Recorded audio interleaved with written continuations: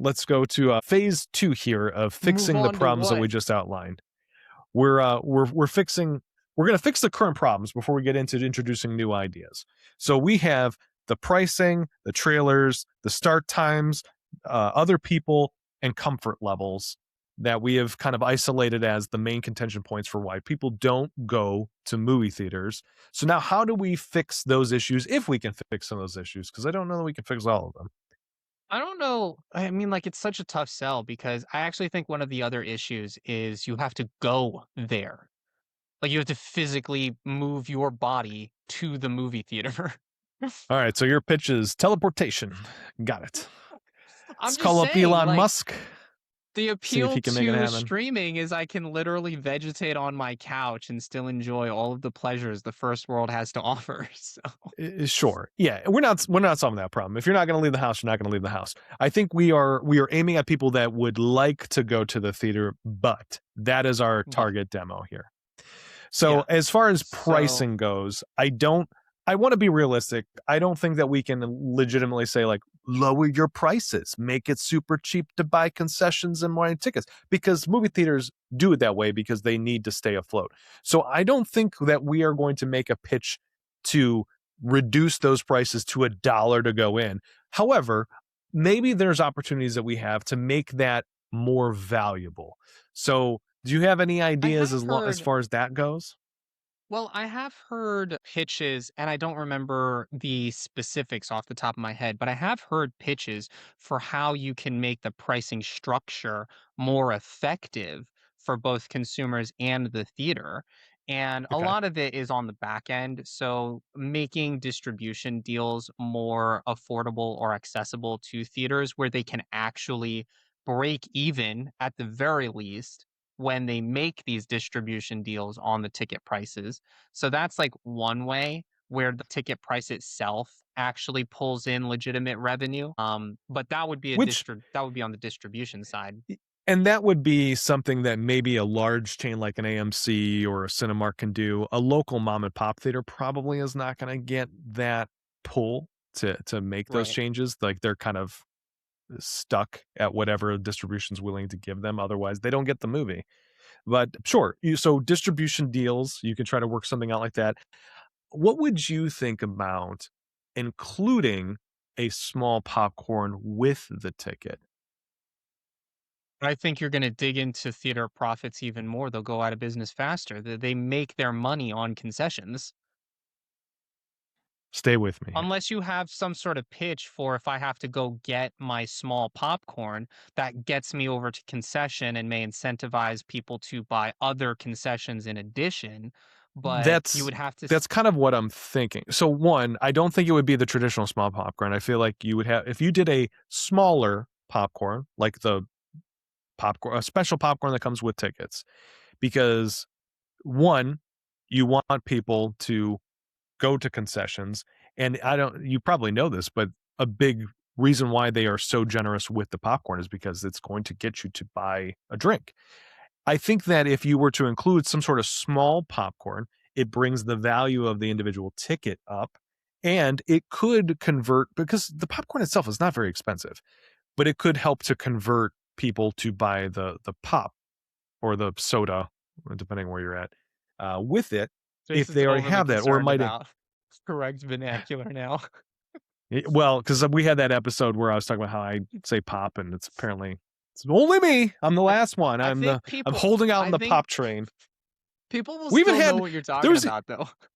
I know, but like, look, we had some guy in the comments that was calling me out for it on that episode when he was either on Oh, the was he episode really? video or the clip. Yeah, somebody was like, nobody says pop.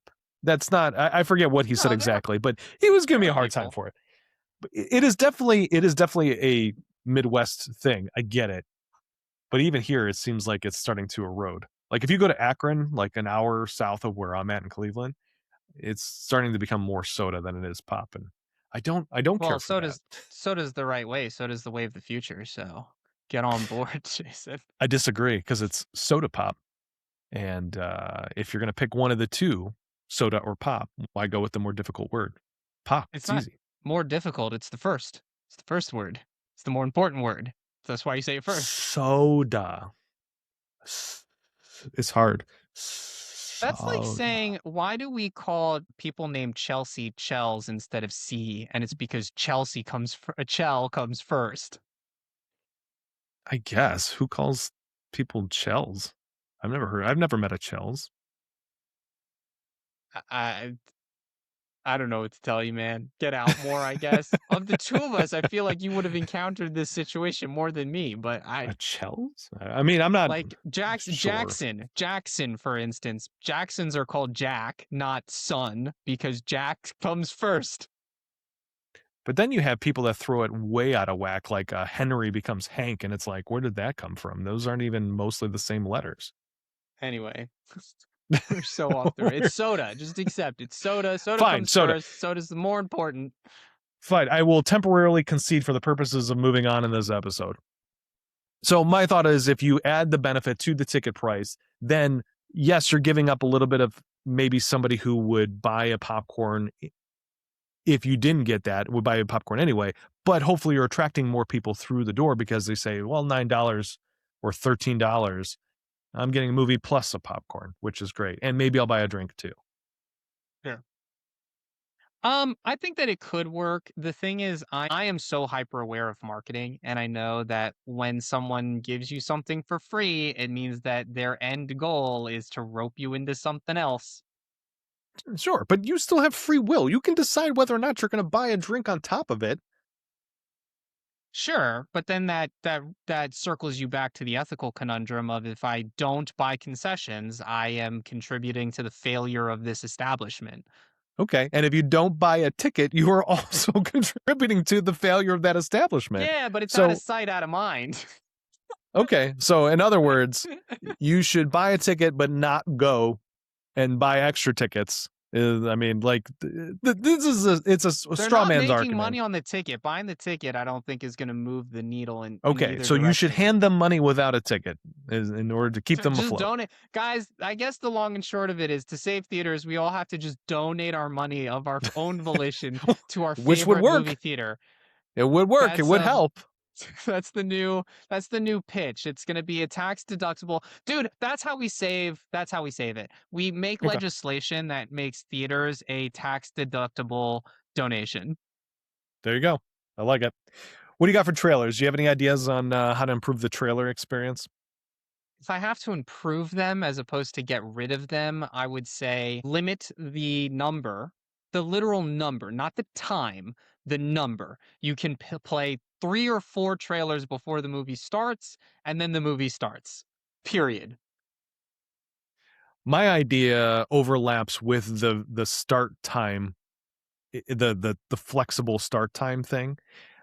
What if every movie, instead of saying starts at 12:10, you say trailer start at 12:10, movie starts at 12:30. This way you can choose whether or not you show up for it. They don't have to change the So, trailers, the current process. They just have to tell you when the actual movie starts. yeah, so the reason that that won't work is because of the reason that the structure arose. So, if you talk to movie theater people and you talk to like executives, the reason that the structure has evolved the way that it has is because they anticipate now that people will arrive late in order to avoid watching the trailers, which is why they play more trailers. And the It's reason still that they 15 to need 20 to minutes. I mean, it's consistently the 15 to 20 minutes wherever you go. yeah, and over time, you will actually see that. My personal conspiracy theory is that you will see that expand because then people will learn and then they will wait and then they will arrive when the movie actually starts as opposed to sitting So through the just tell trailers, them, because if blah, they're blah, going to blah, blah, do it blah. anyway, doesn't that solve the problem? Because instead of having an unhappy customer that goes, even though they know it's going to be there and goes and complains about it, they can just show up at the Well, end there. so getting to the reason that theaters and studio executives don't want to change things is, I mean, like, I guess announcing the actual start time of the movie could ameliorate the issue, but the reason that they don't want to change the structure is because um, they their cost analysis suggests that the benefits of playing trailers outweighs the accuracy of reporting movie times. I guess. But if if you're losing people because of this reason and they're not coming to buy a ticket anyway, is it still worth I mean, is that factoring in the analysis where it's like, yeah, the people that are Yeah. coming are when I don't know. Yeah, I'd have to they're see the they're study. figuring they're figuring how often does a trailer get an individual back into the theater? Like how effective How? is How do the they track that? return surveying people, tracking number of attendees, the number of times you run a particular trailer, how often it's seen by people. There are a lot of factors that go I into mean, I can see that where they would figuring these track that things. through like, if you buy your tickets like I do through a rewards program where you get it's got a running list of the movies you see, that I can see. But if you're just buying tickets on an individual like a walk-up purchase a ticket, I don't know how they're gonna know if you specifically saw that trailer because they also don't know if you got there on time. So Well, even if they're they're saying, "Hey, not you attended tracking. both movies," Yeah, but they're not tracking you specifically. They're tracking aggregate numbers. They're tracking how many people went to see this movie, what trailers were played, and then how many people went to go see the movies to the trailers that we played. Like that's how they're sort of figuring it in a very simplified version. yeah, but this is faulty. This is imperfect data because yes, there could be a correlation there that because they saw the trailer, they went to go see the other thing. But also you put trailers before movies that have similar interests. So if you're going to a sci-fi movie, you're probably getting sci-fi trailers beforehand, or there's certain genres or types of movies that you put in there. Disney's going to put I a Disney disagree with trailer that, before actually. That's never that been that my trailer literally experience. that legitimately happens. Like if you're not I'm going to see a sure horror it film movie happens. before a Pixar movie. You're not going to, I mean, if you're going to go see a family movie, you're going to see trailers for mostly family movies. I Now, it might not be literally I exclusive. literally saw a trailer for that weird horror film where the boy gets his tongue cut out and he's like silenced or whatever. I don't remember what the film was called, but I I don't saw know the what that is. trailer for that film before Super Mario Bros.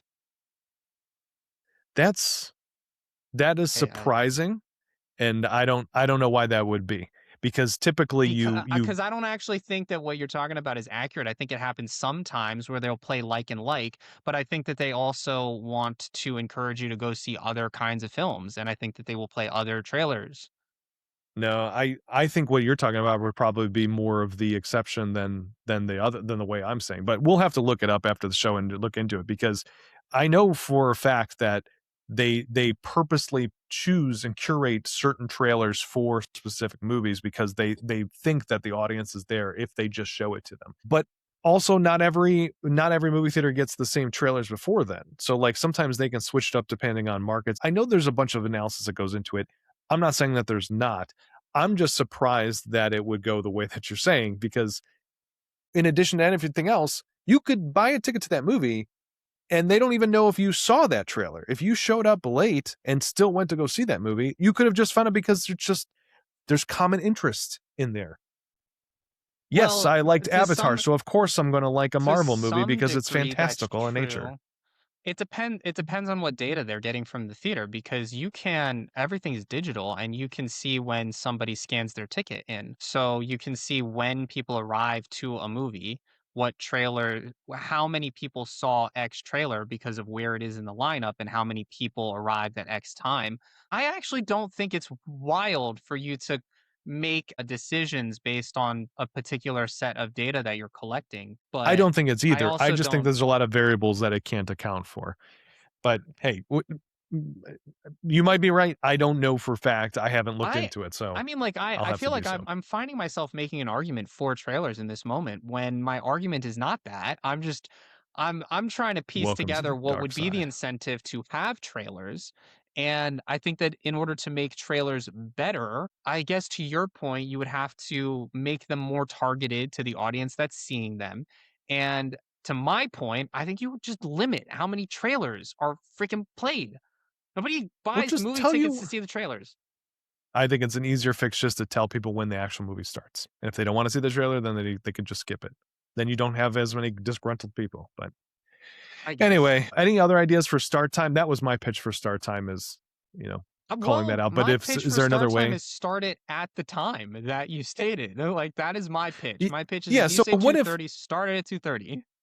so what if this? Let me pose you this. If they had a movie for 2:30 and they still played the same amount of trailers, but the trailers legitimately happened before the posted time, where Yeah. the movie has to start at 2:30. There's still the same amount of trailers before that. Would you feel better about that? Yes, I would. Because then I would buy the ticket for a 2:30 film. I would plan my day around a 2:30 film. And I get what you're about to say, which is how is that different than having the trailer start at 2:30 and then say that the movie actually starts at 2:50? Like, I get the direction that you're coming at this from, but I something wasn't going about to go there. I was going to spare you, but since you brought it up, sure. Yeah, let's go there. something about if you tell me that the movie starts at 2:30 and the movie doesn't, you've now broken trust with your consumer.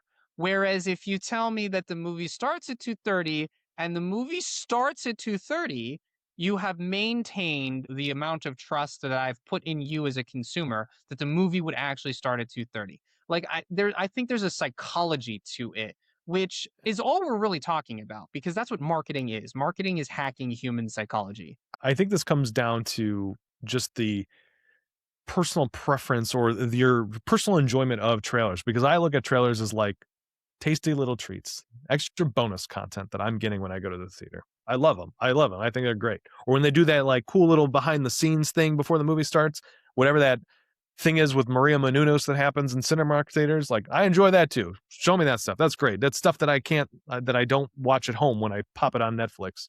I'm all about Yeah, it. So for me, it's like a bonus, but that's because that's a mentality that I have. If you're just sure. look, I'm here for a thing. I want to do the thing. Then I get where Yeah. you'd be annoyed by things that are prohibiting you from doing the thing. Yeah, I think I'm also probably an outlier because yeah, I'm not a trailer person. One of the reasons I don't go to movies is because I don't want to see trailers. Like I specifically avoid trailers before seeing a movie because I want to enjoy the movie as a totally clean blank You just slate. want to go into it And blind. Yeah. once you've seen a trailer, whether you recognize it or not, you have been influenced by the trailer. The other problem, the next one I have on the list was other people. So this is people talking, playing Yeah, with their you can't phones. fix this unless you actually do movie pods, like you said. Like there is no fix to that. And you've already said don't do movie pods, which was going to be my That's my opinion. You pitch. could disagree. I mean, that doesn't mean that it can't be your idea. You just got to tell. The reason why I didn't like the idea of movie pods is because then it does take away from the communal experience, which I think is a benefit to the movie theater process. I do have a potential solution for something like this, but I'm curious if you have one before I spill the beans. I mean, you could do like a halfway solution where you could split the theater in two and you can have sort of individual viewing section and a communal viewing section where half of the theater is movie pods and half of it is if you want to be around other people. So I have two ideas for this. And again, this is to address people that are inconsiderate during movies on their phones, or even something that's more Movie jail. unintentional, like, Movie jail. uh, well, like you also have the problem with like little kids, like babies, right? People bring a baby to the movie Movie theater and you can't jail. help that it Put them cries. in there with the thugs. I don't It's care. kind of what I'm going for. So I have two ideas. One is you have more presence of ushers. It used to be that ushers would walk around in the theater. I don't see ushers very often anymore, but if you had an usher that would be, sir, please put your phone away. Please no Sure. talking during things, something like that. That would help kind of police that. My other idea was a cry room. I've been to places where, like, if you go Cry to a room. church, a lot of times they'll have a cry room where if your baby is upset, it's like a little room that's soundproofed or whatever. You can go in there with the baby and you can Oh, still nobody see uses those though. in churches. No, they don't. But I'm saying, what if you had one of those, like Anywhere. a small cry room? Anywhere. Who actually uses those? Who actually it recognizes when their baby is being a disruptive influence in a group of people and it excuses I- themselves. I've never seen anyone do that. They just sit there I've with seen, their baby like shh, we're with other people. Like, bitch, get I up have and seen leave. people. I've seen people leave because their kids are their babies crying. But I'm saying, like, let's say you have a room like that in the back where you can still see the screen, you can still hear it, and whether it's like, hey, I do have to send a text right now for some reason, or my kid is acting up. At least you can go, because the reason why people don't want to walk out of the theater when their kid is crying is because they don't want to miss the movie. So if you can go into the room instead and now you're not affecting other people, but you can still see the movie. Yeah. Just, I don't know. Maybe this is not something that could be retrofitted to existing theaters, but as you're building new theaters, maybe that's an idea. I don't know. I'm trying to get creative here. I I think that it's an interesting idea that works in theory but does not work in practice because while I fully acknowledge that there's probably some people in the world that have the self-awareness to be like, let me excuse myself from this big group of people while my kid has a breakdown. I think the majority, and the majority being a generous 51% of people, do not have that self-awareness. And they will attempt to just solve the problem, and disrupt But everybody see, else's day. So I think that it would be a failing endeavor because you'd build it and then no one would use it. this is like the fundamental difference behind how you and I approach problems, because you're looking for something that solves the problem in its entirety right away. And I'm just saying, like, look, can we make incremental improvements? Because if we can make incremental improvements, it's still better. And now you've got yourself to a better, stronger position, even if it's not perfect. So, no, I don't I think mean, everybody would use it. But if you give someone the choice and their baby's yeah. acting up, maybe you would, and that would improve the experience for the people that are in that particular showing, and now you have less people walking out going, "Man, that sucked. The whole time this kid was just crying in my ear." I agree with you that it is a potential solution. The problem is you have to pitch it as a solution. You can't pitch it as, "Hey guys, maybe some people will use this." What theater is going to I build disagree. a cry room on that premise? I think back to your point about analysis, I think it depends on what they think the cost is gonna be and the savings is gonna be, because bad word of mouth can do a lot of damage, Right, and if but you I have a mean lot of people decisions. that you think are not going to the movie theater because somebody is disrupting their time, I think that that is a better solution than individual pods, because you buy individual pods and then you might as well be at home at that point, because you've taken away a huge portion of what you're going to the movie theater for. No, yeah, that's true. I agree. The pods was like more of a dumb like Morgan would like this, but doesn't actually practically make sense. um, because I agree with you. I think that it totally negates the whole point of going to the movie theaters. But I think that when you're approaching solutions, you do have to consider what would be a lobbyable solution. And I don't think a cry room would be a lobbyable solution. I think movie jail is a more lobbyable solution where you literally have you you if you had ushers, you could literally have people removed from the theater and thrown in movie jail. I Look, think that that would look, be a better for the guy who's solution. saying that that's got to be a solution, and they're all worried about, like, why would they do this? Where's the value proposition? Why would you build a movie jail if you could just kick them out? You don't even need to build the jail. I It I totally have a negates very the purpose. I have a very sadistic reason Not for only do you have to stop watching the movie, but you also need to be punished. yeah, You no, have to like also I enjoy actually it. look, we live in an era that is like hyper fixated on people's feelings. And I think the only way that you fix this issue of disruptive movie patrons is shame therapy. Shaming them. Okay. I think that you build the movie jail so that you advertise these people suck. And that will get them to change their behavior. There's no law though that says you can't be a jerk in public. No, but It's not good to do. the theater's a private organization that can run their business how they see fit. And Sure. I for one would go to a movie theater with a movie jail because So you let I me can know. You I let me know when you go to the movie theater, have one too many coughs, and they throw you in movie jail, how you feel like it was okay for them to do. it's not I You let me yeah, I know. mean like I get the This farceness is that with which this could be applied, but obviously you would have to train ushers in the appropriate ways to address movie patrons.